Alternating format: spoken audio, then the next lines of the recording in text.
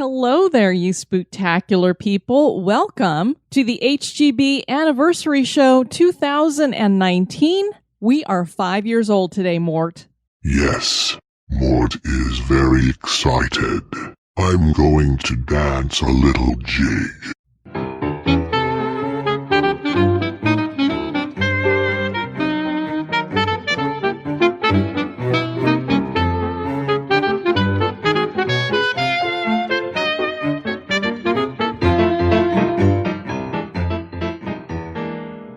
This is one of those special episodes where it's completely unscripted, and I'm just here to talk to you guys and to share some flash fiction contest winners with you guys. I figured what I would do is talk a little bit about the show, which shouldn't take too terribly long, and then we're going to talk about you guys, because that's really what History Goes Bump is about. It's about the community that has grown around this podcast. And something I started doing a few years ago is hosting a flash fiction contest where you guys submit your spooky flash fiction. That means you had to write something under 1,000 words, which I think many of you who have competed in this contest have found is very difficult. Writing a short story is probably the most difficult piece of literature out there. Flash fiction, you only have so much time to bring in all the characters, bring in the plot, and wrap it all up. And when you cut it down to 1,000 words, it's that much harder. But you guys did a great job this year, and I can't wait to share our 3 winners, and we have a couple of runner-ups as well. So History Goes Bump is 5.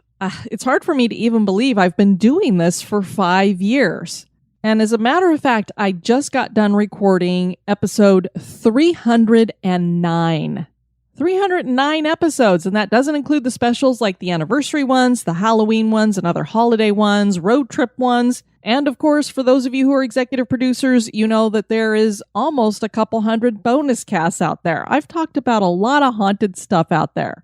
And while I don't believe anyone can claim to be an expert when it comes to the paranormal, I feel like I have a pretty good extensive knowledge of it now, and I've had a ton of my own experiences at this point, and I've had a great time sharing them with you guys and also sharing your experiences.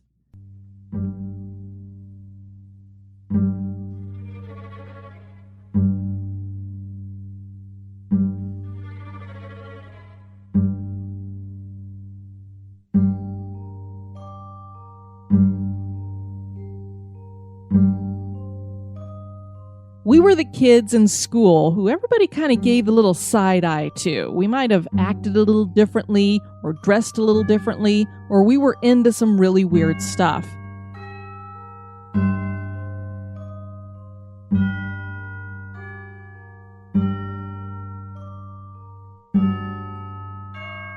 I will be forever grateful that my parents catered to that weird side of my personality.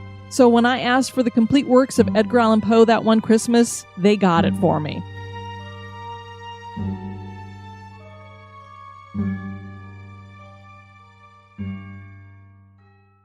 My mother taught me about traipsing through graveyards and seeing all of the wonderful things that are in there, and she took me around to haunted locations and taught me that learning about the history is the most important thing. And I think at this point, most of you know that when it comes to haunted history, I put the emphasis on the history part.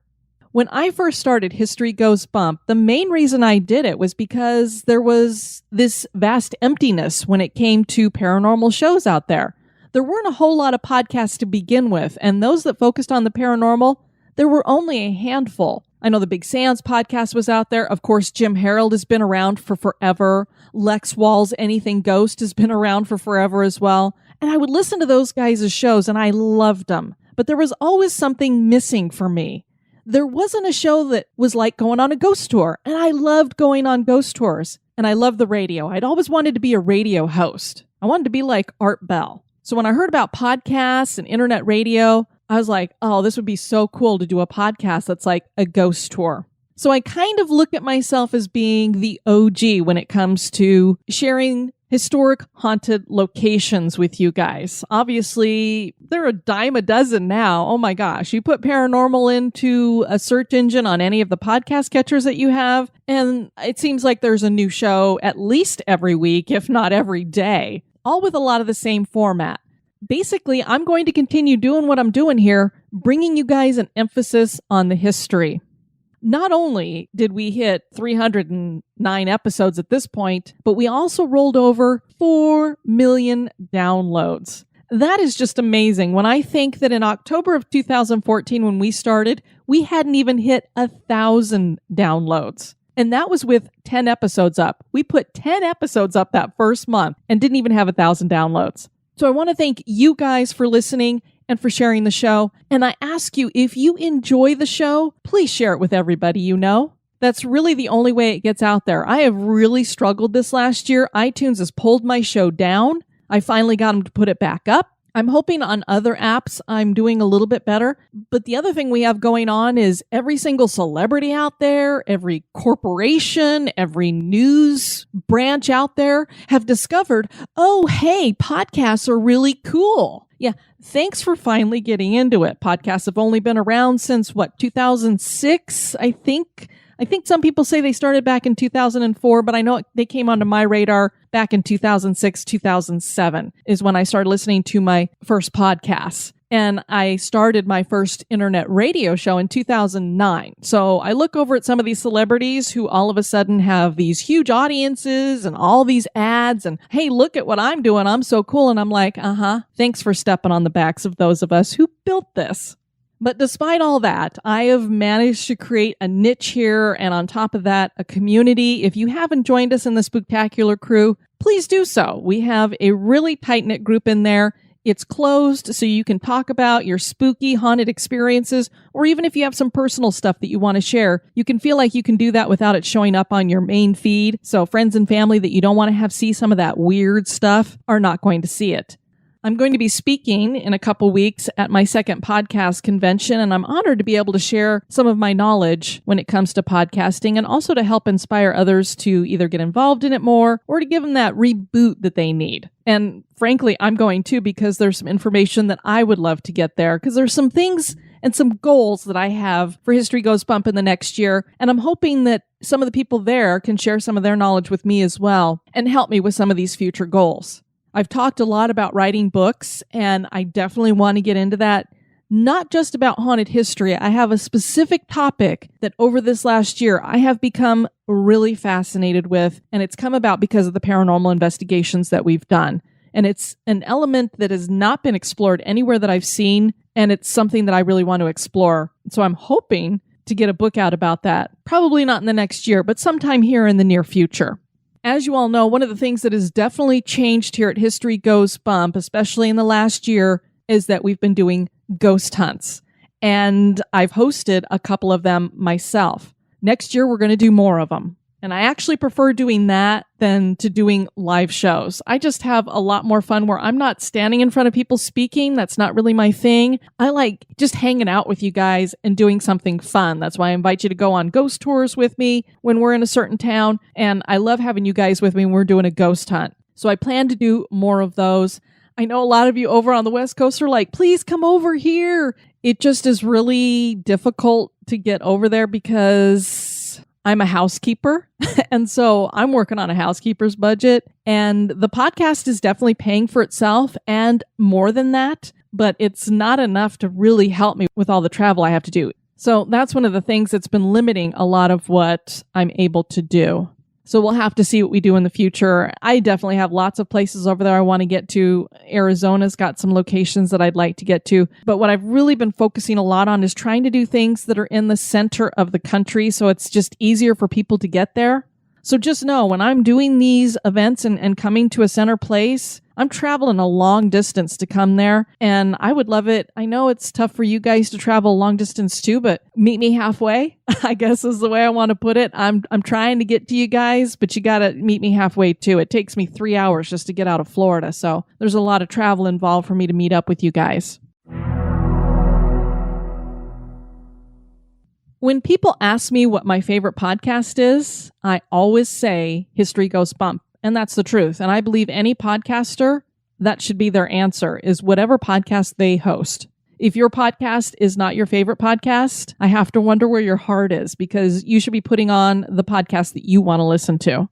That being said, I have really missed having a weekly episode to listen to. Now, of course, I do have those because we have the bonus cast every week for those of you that give it $5 and above. But I like having the regular weekly one in the feed. And I've really wanted to get there. I just had to justify it with making enough money to make up not working as much in the house cleaning and focusing more on the podcast. And I really haven't gotten to that place. I have sold a few ad spots. I'm hoping to get more of those in the future. My problem is I just don't have the level of downloads that a lot of sponsors want you to have in order for them to put money towards your show. And then they also pay you according to however many downloads you have. So when you have smaller downloads like mine, I know 4 million is huge, but in the scheme of things, it's not where sponsors want you to be. So I don't make a whole lot of money on those ads I put out there. But I miss doing the show and bringing it to you every week. So in the next year, I am going to try my best to put out a weekly episode. May not happen all the time. Some of them may be a little bit shorter. And the other thing you guys have probably noticed is I haven't done any interviews in quite a while. There's a couple of reasons for it. Number one, for those of you that use Skype, you probably noticed that they redid the entire program. When they did that, the equipment that I have to record did not mix well with it. There were several times that I would get somebody on to do an interview with, and they couldn't hear me. I could hear them clear as a bell. They couldn't hear me. As a matter of fact, only a couple of you know this because we talked about it at the Haunted America conference, but Angie, who joined me on the Cincinnati Music Hall episode, thank God she's a tour guide, because when we got on, she couldn't hear anything I was saying to her. And I was like, oh my God, what am I going to do? And so I told her, I'm going to type the questions into the chat and then let you run with them. So that's how we did the interview. I typed the questions, she answered them, and then I recorded myself later asking those questions and put them together. And thank God she was a tour guide because she was able to just go. And that's what I needed, was somebody who could just talk and talk and talk and answer the question without me having to pull anything out of her. So I had a technical issue. I needed to buy another piece of equipment to help facilitate Skype working properly again because of the way I have my recording equipment set up. And I ran a test a couple of weeks ago and it worked fine. And I just recorded the latest episode, which is on the McIntyre Villa with the owners of that location, and it went wonderfully. So I'm back in business when it comes to that. But the reason why it took me so long to get the equipment and test it and really make a push for it is because I'd gotten a couple of reviews and a couple of emails from people who felt like I was phoning it in because I was doing a whole bunch of interviews about this time last year. And frankly, the reason is I didn't have the time to sit down and research a show for every single week. And when I have somebody who is knowledgeable about a location that I can have come on and I don't have to research it, it's way easier to edit than to research and edit. And so I thought, well, if people think I'm just phoning it in, then maybe I shouldn't be doing the interviews. So now that I want to start doing more episodes, I'm going to start pulling in more of those interviews again to help take the load off of me. But fingers crossed, I'll be bringing more of those to you guys. And again, there's plenty of back catalog sitting over there in bonus casts, starting at $2 a month. Not only do you get episodes ahead of time and without ads when I do have ads, but you also get at least one bonus episode every single month. At the $3 level, you get a couple of extra bonus casts, and at the $5 and above level, you get it all. Not to mention that you help me to produce the show. I absolutely could not do it without you guys. The more popular a podcast gets, the more expensive it gets. And especially trying to do things like I do where I'm actually going to the locations and hosting these investigations, those pins that I give out to people for meetups, all of that costs a lot of money. So you guys who help financially with the show make a huge difference. And even $1 makes a huge difference. And it gets you into the HGB Losers Club. Join the Losers Club and know that you've given back to a podcast that maybe has given you a little something too. All right, so enough about me and History Goes Bump. Let's talk about our flash fiction. We've done this every year except for, I think, the first anniversary show. So starting with anniversary number 2, we started hosting the contest.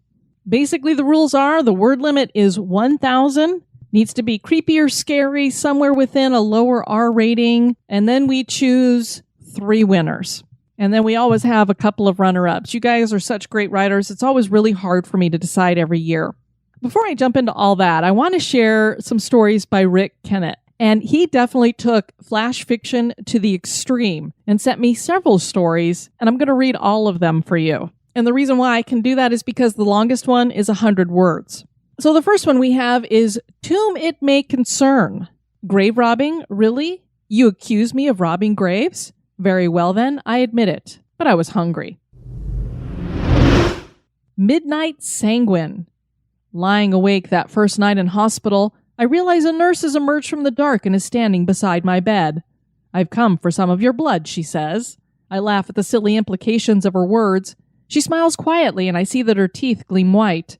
Now it's midnight forevermore, and in my turn I say, "I've come for some of your blood." This one is FZZZ. The vampire sees the scuba diver in the depths, racing him to the surface, forcing nitrogen to bubble agonizingly into his bloodstream. They then all enjoyed a fizzy drink. I love that. And then finally we have humbug. Ebenezer Scrooge awakes to a day he happens to know is Tuesday, but sounds in its eerie quiet too much like a Sunday. No sound of traffic, no sound of industry. Everything is silent. He nervously recalls that this is how the day of the Triffids begins, with worldwide blindness caused by green shooting stars and all of sightless humanity prey to giant walking plants with deadly whip-like stings.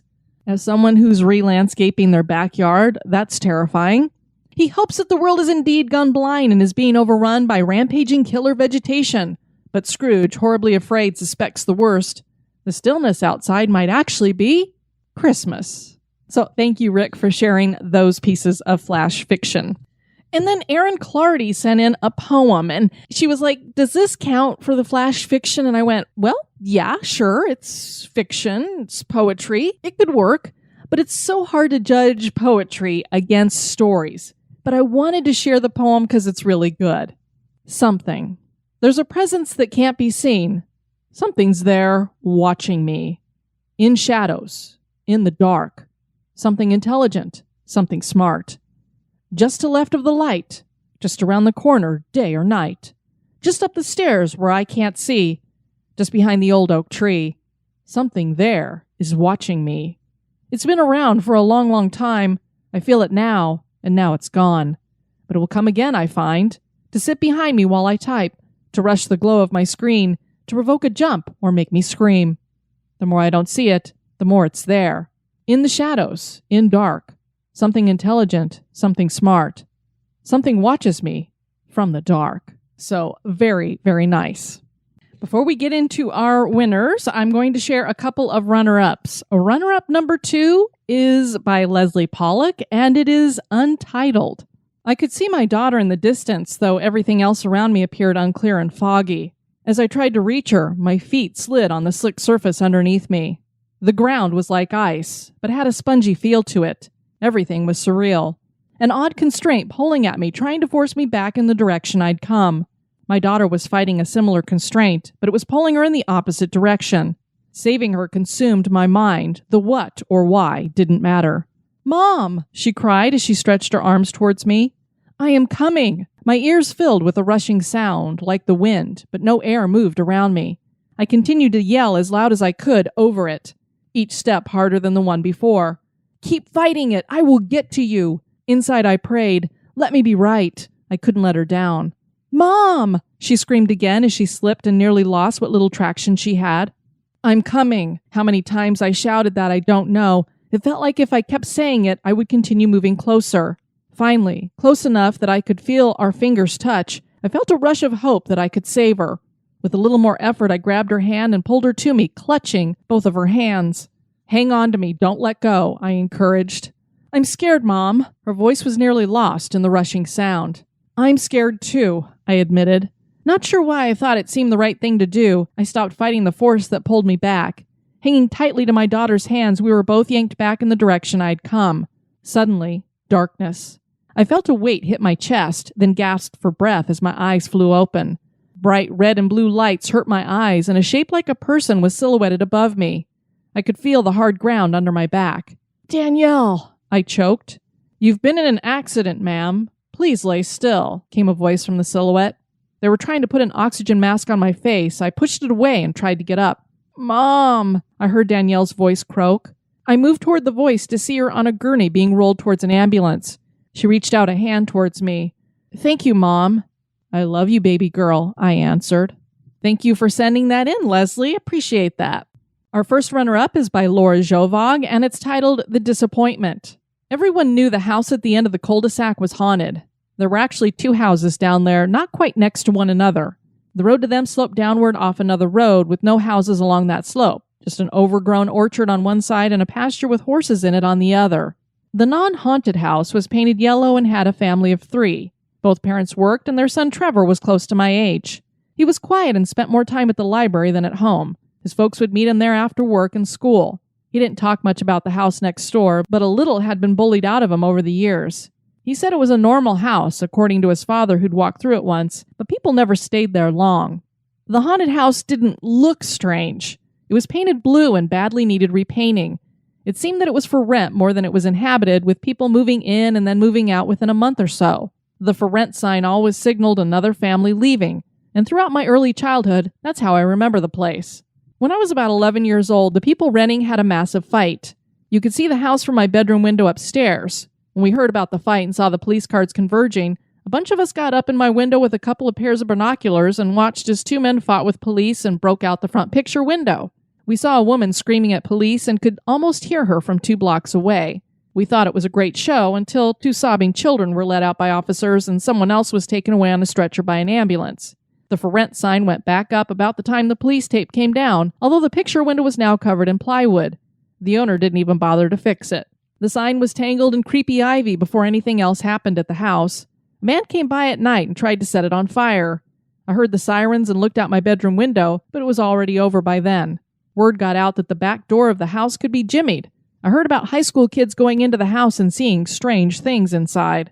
As Halloween rolled near, it became increasingly clear that everyone was going to want to visit the house, if only to run up on the porch to say they'd done it.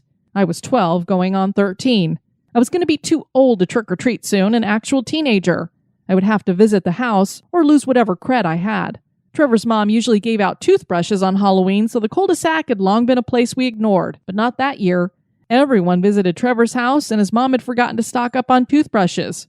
She had some candy and sent her husband out to get more. Most of the groups would visit Trevor's house and then run up to the porch of the haunted house giggling. My group of 5 didn't bother with the porch. We got our candy, then ducked into the orchard and around to the back. When Tony went to the door, I almost hoped he didn't actually know the secret, but he pulled and lifted, and the door swung open. I touched the handle as I passed into the house. It was still locked. It was a perfectly normal house inside, empty but normal. White walls with some stains, creaky floor, stained carpeting. It was fairly dark, and we swung our flashlights around as we explored. Mad said the ghosts hung out downstairs, so we all dutifully tromped down a set of stairs that led to the garage. The darkness there was thicker, like a fog, and the noises from outside seemed muffled. We'd been able to hear kids giggling on the porch earlier, but even though everyone had to pass the garage door to get to the porch, we couldn't hear them now. Matt suddenly screamed and ran up the stairs, and Tony backed against a wall. Andrew said a swear word I'd never heard come out of his mouth, and Ethan just made a gasping noise. I didn't see whatever it was they were scared of, just that dark fog. I pushed them to the stairs and up. I herded them out the back door into the orchard and over to where Matt was trembling on the ground. They all babbled about something different. A ghost, a demon, a zombie, a witch. They stammered their terror while I asked stupid questions. Finally, Ethan asked what I'd seen. They were stunned when I said I hadn't seen anything. I told them I'd go back into the house to look again, and Matt actually started to cry and beg me to not go. That decided it. Andy had dropped his flashlight. I was going to go back in to get it. I wish I could say I saw something. I didn't. I found the flashlight, looked around the house, disappointed, and said, "I'm sorry everyone keeps bothering you." Then I went back out to my friends, closing the door firmly behind me. The house only stood for another couple of months before someone managed to burn it down. I went out one winter morning before the snows and looked at the charred remains. I fancied I could see a dark fog close to the ground, but didn't go any nearer. A bulldozer came out in the spring and the lot was allowed to go to weeds and dirt. I never heard anything more about the place after that. I've still never seen a ghost. Thank you for sending that in, Laura. Appreciate it. All right, so this is our 3rd place winner. You will receive a medal and your choice of t-shirt. And that winner is Whitney Zahar, and her story is called Wanderer. The breeze kicked up a little, dampening my cheeks with a light, salty spray. My bare feet dug into the cool sand and I curled my toes deeper. I watched the waves sweep and crash, a gray-blue matching my eyes. With a deep sigh, I longed to stand in this place forever, to just lose myself in the waves, wind, and sand. But the sky was darkening, a growing heaviness in the air, almost like a warning, clinging to my skin. Shivering, I pulled my red beach-wrapped shawl around me as I turned to walk with the pounding surf by my side. The beach was expansive, nothing but an unending horizon between sea mist and sand. My thoughts quieted under the dull thunder of the waves. And yet, I didn't feel at peace.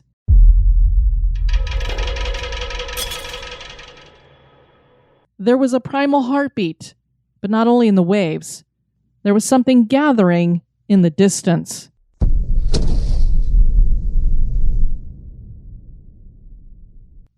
I pushed my fingers through my wild curls.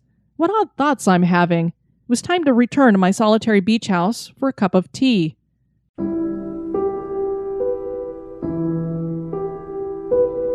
I didn't see him coming at first. There was no one for miles, but suddenly my distracted eyes focused on his figure. The mist swirled around him, as much a part of him as the long gray coat he wore. He passed me with a stroke of cool air, like dark gray fog, when he paused, turned, and looked at me. I could just make out his narrow chin and the shape of his eyes. Handsome, even though the mist obscured his features like a faded photograph. His hair hung damp to his shoulders, but there was no color. He had no color.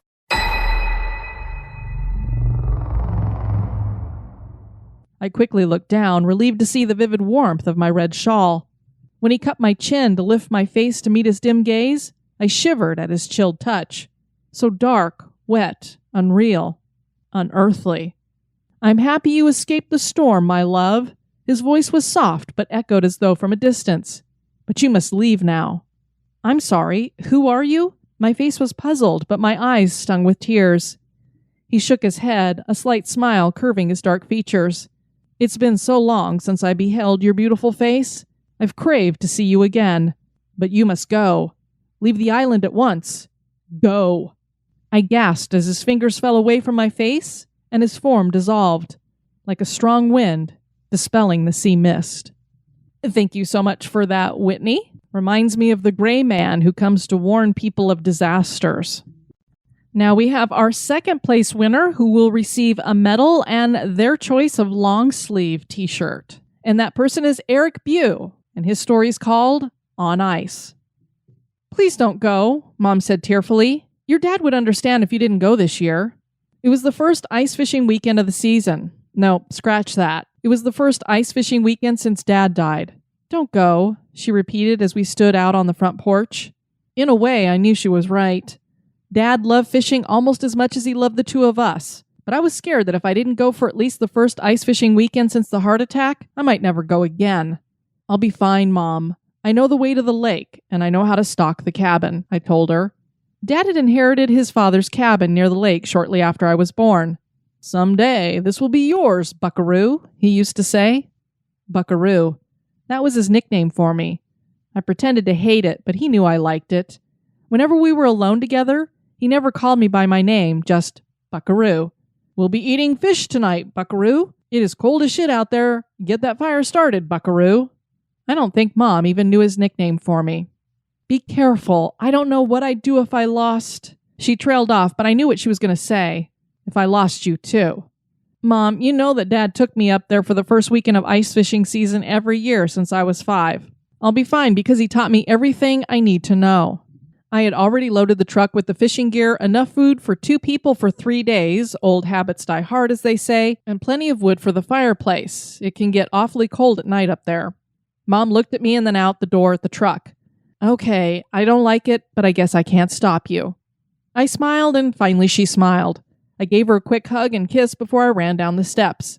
"I love you. See you in 3 days." She was still standing on the front porch as I turned out of the driveway. It was about 3 hours to the cabin in good weather, but the snow had been coming down for the last few days, so it took me longer to get there. I pulled up in front of the cabin. It looked just like it had when all three of us had been here during the summer for vacation, except for all the snow covering the roof and drifting up on the porch. I opened the front door and began unloading the truck. Firewood first, then food, and then fishing gear, buckaroo. We can live without food and fishing for a few days, but we won't last through the night without fire, he would say every year when he arrived, and that is exactly how I unloaded the truck this time. There was no utilities at the cabin, although Mom had begged for air conditioning for the summer. If you're too hot, go jump in the lake, Dad would joke, and Mom would slug him in the arm. There was just enough light for me to go down to the lake, scout a place for fishing tomorrow morning, and get back to the cabin to start a fire for the night. None of the neighbors came here for ice fishing, so I was all alone. All alone for ice fishing for the first time in my life. My eyes began to tear up, which is why I missed the fallen branch until I tripped over it. I saw the frozen lake rushing at my face and turned sideways just as I slammed into the ice. I laid there looking at the darkening sky and began laughing at myself. I rolled over to get up and I heard the one sound an ice fisherman dreads the most.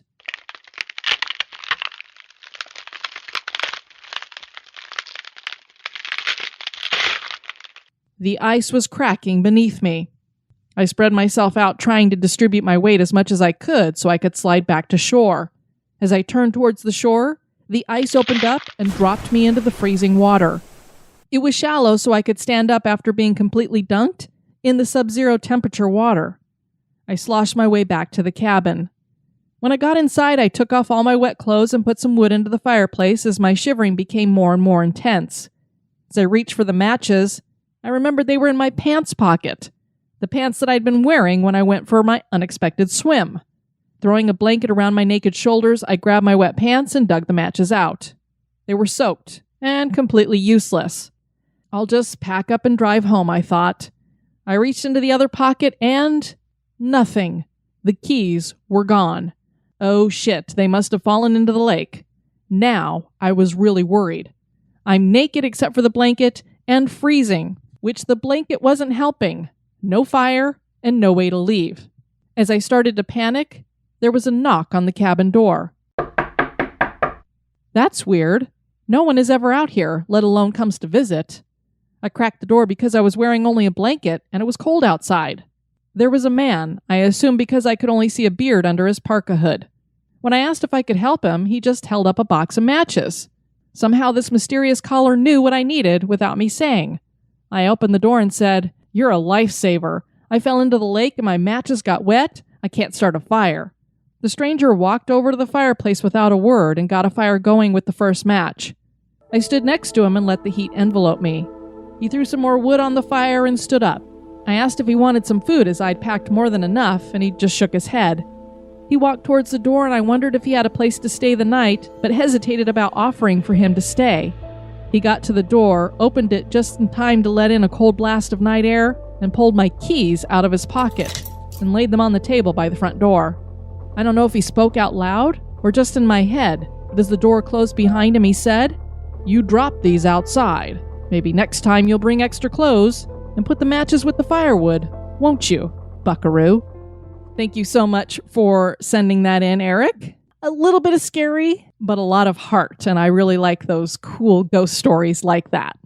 And finally, we have our first place winner, who will be receiving a medal and their choice of hoodie sweatshirt. And this is a story by Thomas Strachan called The Pier. Max felt the warm, humid summer air in the open windows as he cruised along in his old pickup, and Sweet Home Alabama played over the radio. He was driving on a narrow 2-lane county road deep in the Arkansas Ozarks to a fishing spot his cousin Earl had told him about.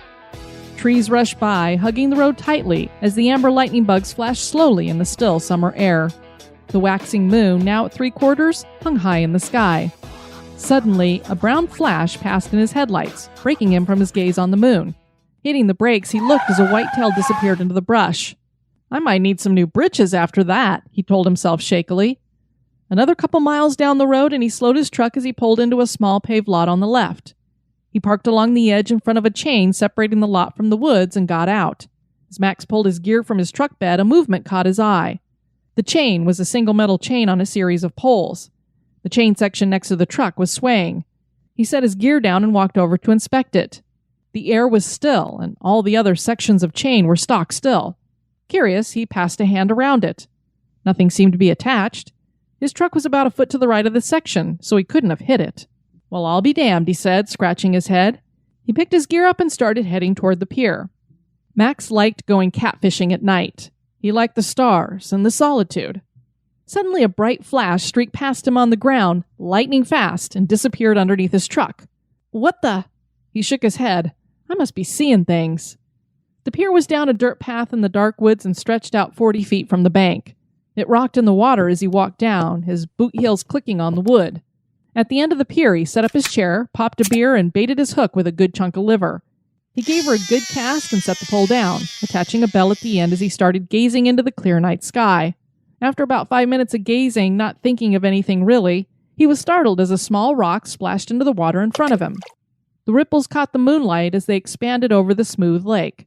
A second rock plinked off the wood to his right and splashed in the water. A cold shock raced down his spine as he spun in his chair, almost falling out. He stared down the pier and turned his flashlight on. There was nothing but the trees and brush. From beyond the beam came a third rock. It hit the pier a foot away from him and plopped into the water. "Who the hell is out there?" Max shouted, sounding somehow like his knees weren't suddenly jello. Nothing. He strained to listen. He heard nothing. No answer. No tree frogs, no crickets. There weren't even any lightning bugs. Just a wall of trees and scrub. He looked for several minutes more, but there wasn't anything to see. Then the bell rang on his pole. His heart jumped into his chest the way it always did when he got a bite, and the rocks were at once forgotten. Max gave the pole a practice tug to set the hook and started in on the reel. It was a good-sized one. He got the net ready as the cat splashed next to the pier. The fish was almost netted when a sound behind him made him freeze. The fish gave a final splash as it got off the hook and disappeared.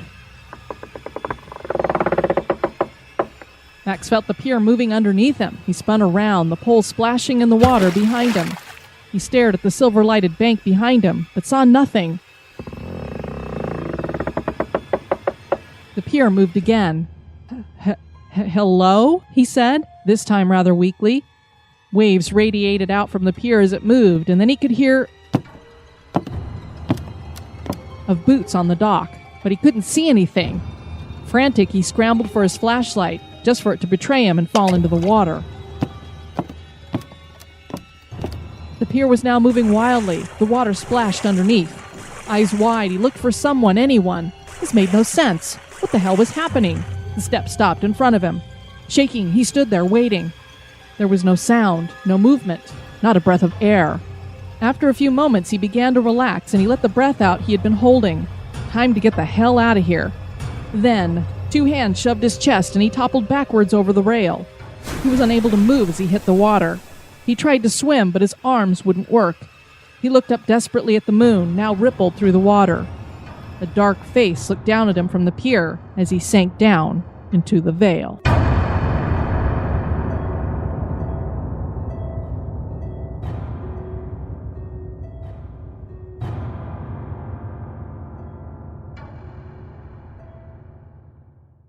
Ooh, that was very creepy, Thomas. Thank you so much for sending that in, and congratulations.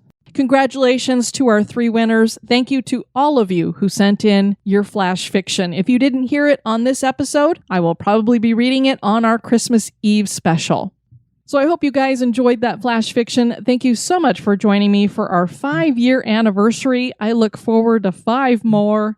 Again, thank you so much, guys, for listening, for your support, for your friendship, and for the community that you've helped to build. I am so very grateful for it, so appreciative.